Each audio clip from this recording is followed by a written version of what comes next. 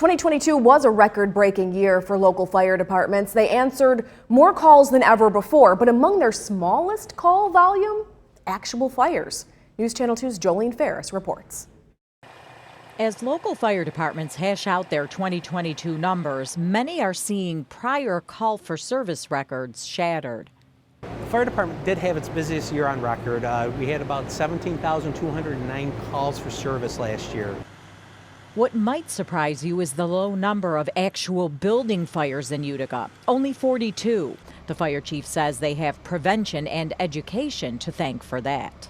It's a hard thing to measure, other than when you look at our fire statistics from the 90s and early 2000s and post rental occupancy and the dwelling inspection program. You can see a stark contrast in that. The big numbers are in ambulance transport. The city of Utica has 5 ambulances, 3 of which are always in service, and they are busy.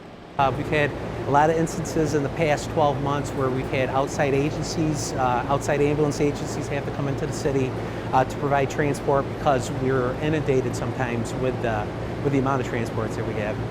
Utica's fire chief says 2022's high call volume keeps the city's Park Ave station among the busiest in the nation.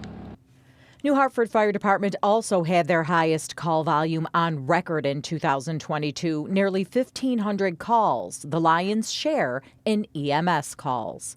We did see a higher number based a lot on COVID, now we're seeing a lot of flu this past fall season. And we're also seeing lift assists, which have increased for our community as well. And a lot of that has to do with a lot of patients that are trying to maintain that independence at their home. But while other volunteer departments struggle with recruitment, New Hartford enjoys robust ranks. We've actually been very lucky. We have just under 100 members right now in our department, and we presently have 28 EMTs.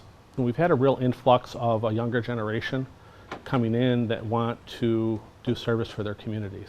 Students as young as 16 can join the department as restricted members.